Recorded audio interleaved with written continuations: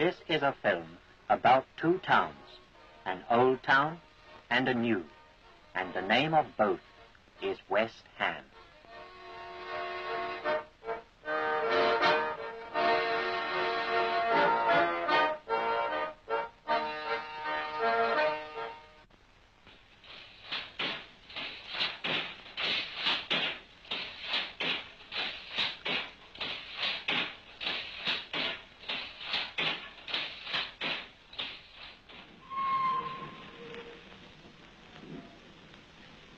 In the valley of the River Lee, where it joins the Thames 4 miles east of London Bridge, are many canals lined with factories where they make paint and varnish, chemicals and gin, where they process sugar and grind flour.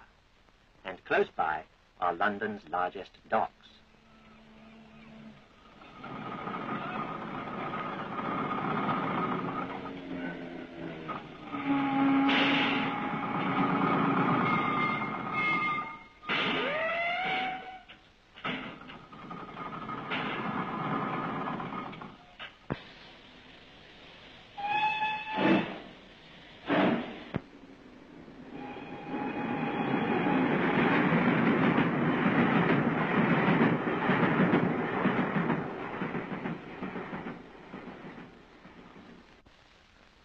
Soot from the factories, soot from the funnels of liners in the dock.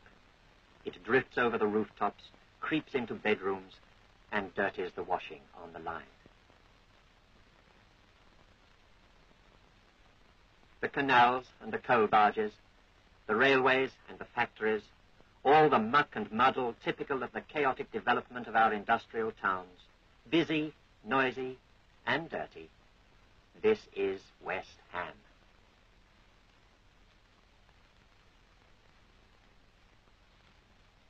And in the midst of it all, a boy. His name is Harry Jackson, and he is 10 years old. He goes to Drew Road School in Silvertown, a massive 3-story school of the sort they built all over London in the years before 1900, when bricks were cheap, and bricklayers no less cheap. The school stands on the brink of the dock, where Harry's father works. 340 children are on the registers of Drew Road School, and this is the top class. Next year, these children will go to a secondary school. Harry may perhaps go to a grammar school, for he is an intelligent boy. Not brilliant, but his teachers find him thoughtful and interested.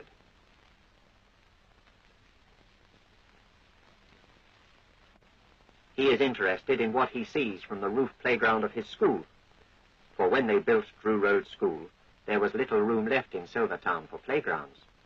On the one side, Harry can look down on the dock, and on the other lies a huddle of houses, and among them the house where Harry lives. The houses, too, extend to the very brink of the dock, overshadowed on the one side by these monsters of the sea and dwarfed on the other by the great Silvertown factories. From the tower of the highest of all the factories, the Thames Sugar Refinery, we look down on the whole district. To the south, the Thames, and then the factory belt, and alongside the Stratford to Woolwich Railway, and then the houses lying between the factories and the dock. This is no place for a boy to grow up in.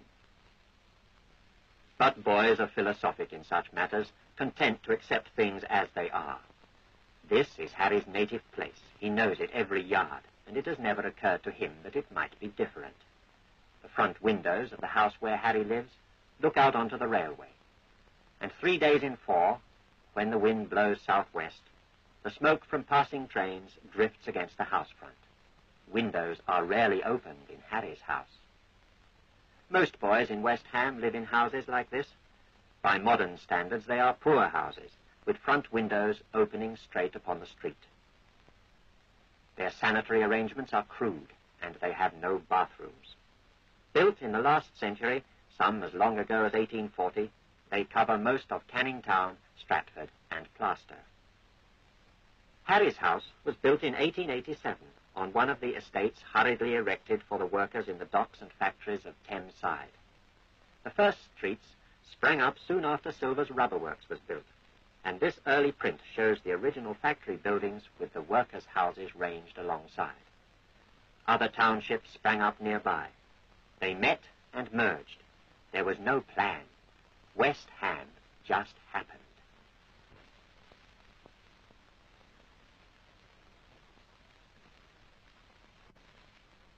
I am Harry's teacher.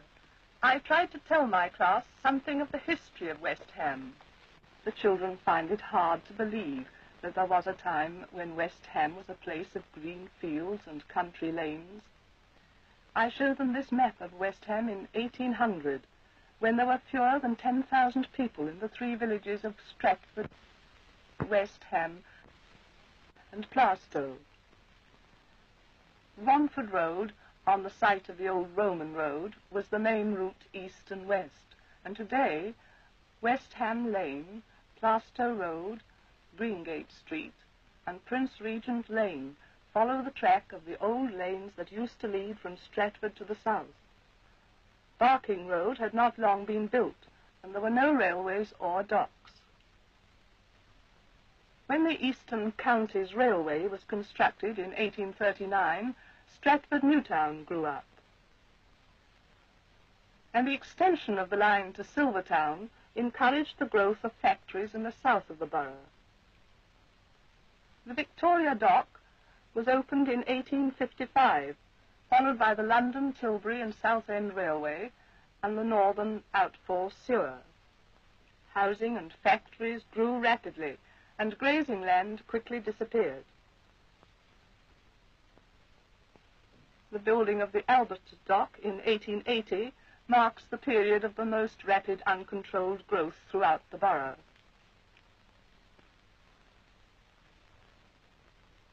The population reached its peak in 1925, but building on the few remaining open spaces continued until the outbreak of war. The children are interested when I tell them how Charles Dickens came to West Ham 90 years ago. He called it a place of refuge for offensive trades, oil boilers, gut spinners, varnish makers, and printers' ink makers. They are interested, too, to learn that until the First Education Act, there were many children who had never been to school. The new act meant that many new schools had to be built. They should have been surrounded with green playing fields. Instead, they rose in a jungle of bricks and looked out on chimney pots. Acre by acre, West Ham had been covered with dismal houses and factories. By the turn of the century, many of these were already ugly slums. Whole areas were in decay. The brickwork crumbled, and in the rotting timbers of the houses, vermin took hold. Yet children continued to live and play, and sometimes to die, in these crowded streets of decaying houses. These things the children in my class do understand, for although today West Ham school children are better dressed and better cared for than ever before, many of these children live in overcrowded homes themselves, and the street is still their most convenient playground. During the first quarter of this century, West Ham's difficulties were made more acute every year by the steadily rising population. In 1830, there had been only 10,000 people in the borough. A steady rise began, and after 1840, the rapid building of factories brought in thousands of workers, until by 1914, there were nearly 300,000 people in the borough. The First World War caused a temporary fall, but by 1925, the population had risen to its peak of 318,000. A decline set in, and people left at the rate of 5,000 a year until 1939, when evacuation caused a sudden slump. Before the end of the war, it again began to rise until it reached the present figure of 174,000.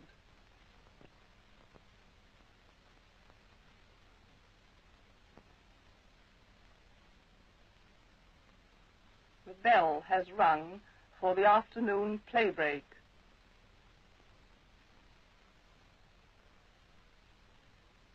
the children are back in the present, with little thought for the past or the future. But in the classroom, one boy remains, looking at the maps. I have struck a chord in one young mind. The lesson has not been wasted. The haphazard development of West Ham, which Harry's teacher has described, created vast traffic problems for which there is no easy solution. The docks in the south act as a great magnet for road traffic, and heavy vehicles bound for Tidal Basin and Silvertown rumble through narrow residential streets. They are a nuisance and a danger, but they have no other direct road. This back street in Stratford, for example, is a regular shortcut for lorry drivers, and every year they take their toll of children's lives. This boy, playing amid the noise of traffic, may go home to sleep in such a house as this. How should you like to sleep in this bedroom? Another legacy from West Ham's past is the bad siting of her industries. In almost every part of the borough are to be found houses standing in the shadow of factories. The separation of housing and factory areas is perhaps the most difficult of all the problems confronting West Ham. The early years of this century brought better housing standards. Streets were wide and straight. Schools were given comparatively spacious playgrounds. The houses, too, were roomier, and though they still had tiny kitchens and few had bathrooms, they were the pride of many a young married couple on the new estates. But to our eyes, these streets are unbearably monotonous. Every house has a bay window like every other house. The back additions were barrack-like, each cutting off light and air from its neighbor. The chimney pots stand in rigid lines, and even the trees were regimented as if they had been lamp posts. The gridiron layout of these estates, moreover, as seen in this Plaistow area built about 50 years ago, created danger spots for traffic at every road junction. These estates were infinitely better than the slums of the 19th century, but they were still without open spaces and other amenities. They conformed to the new building bylaws, but they were not planned. Town planners today call this type of development bylaw building. It is characterized by long streets of deadly sameness.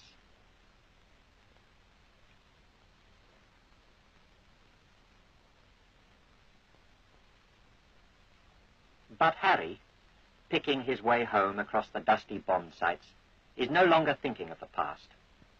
For this is the West Ham he knows, a town of rubble-strewn gaps and patched houses. It is the only West Ham he has ever known, for when the raids began in 1940, Harry was only 2 years old. He spent his childhood among the rubble and the charred beams. The bomb sites have been his playing fields. And West Ham has many bomb sites. From the first terrible daylight raid in September 1940, in which whole districts in the south of the borough were laid waste, West Ham endured every phase of the air attack. On her few square miles, there fell 1,500 HE bombs, 33 rockets, 29 parachute mines, 68 fly bombs, 1,100 incendiaries. Not a single house in West Ham escaped damage. 13,500 were totally destroyed. The open spaces which West Ham had so long lacked were created overnight, but thousands were rendered homeless. And at the end of the war, her century-old housing problem was more acute than ever before. During the war, West Ham's population had shrunk drastically, but now the people came back. Even before the raids were over, they began to return. The sirens still wailed, and the rockets crashed regularly, but the streets began to fill again. Then, in the last few months of the war, there began a great movement of women and children from the evacuation areas back to battered West Ham. In 18 months, 46,000 people came back to the borough. In many cases, their old homes had gone. They found rooms, they squeezed in with friends, they squatted. Somehow, somewhere, they found a place and called it home. They were back in West Ham. They were home.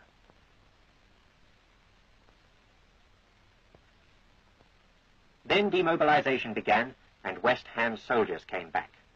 Every evening the workers pour from the factories, and the crowds wait for the buses to take them to their homes. What sort of homes are they? Where do they all live?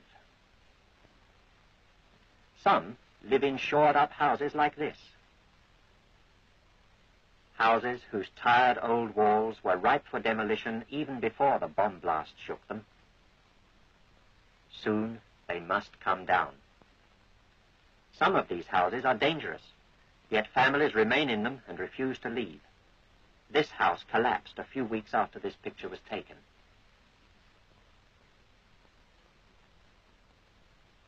Many shops, too, stand in crutches awaiting their inevitable fate, while name boards alone mark the sites of West Ham's 49 public houses destroyed by bombing. In all parts of the borough stand the drab memorials of war, proclaiming that the reconstruction of West Ham, long overdue, is now an urgent necessity.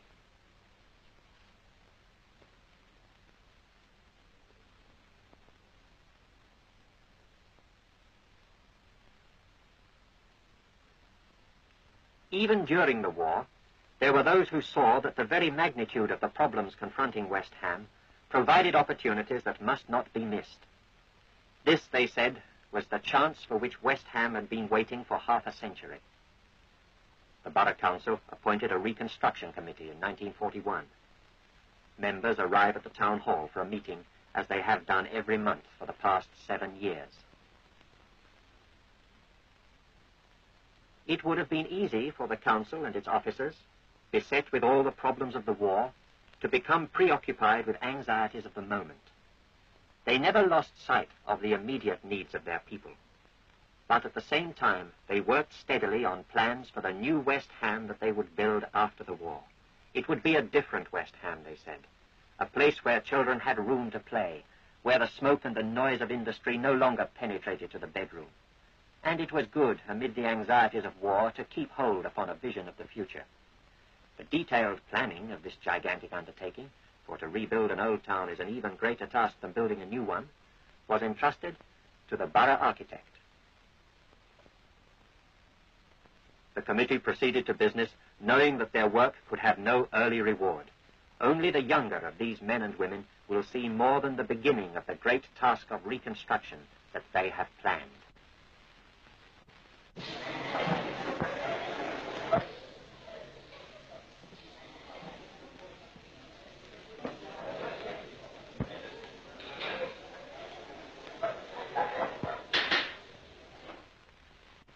Well, ladies and gentlemen, we have a very heavy program before us, and I propose to proceed straight to the agenda. The first item thereon being a report of the town clerk. Yes, West Ham has indeed a heavy program. And the first task was to provide homes quickly for the thousands who found themselves with nowhere to live. The war was still on, labor and materials for permanent houses were unobtainable, and temporary huts were the only solution. And over 1,000 two-year huts had to be erected in West Ham. In addition to the two-year huts, 550 of these bungalows were built. In all, West Ham erected more temporary houses than any other local authority in the London area. The first were erected and occupied during the fly bomb period, and some were later destroyed by rockets. Sites for these temporary houses had to be very carefully selected, and the architect's department, having already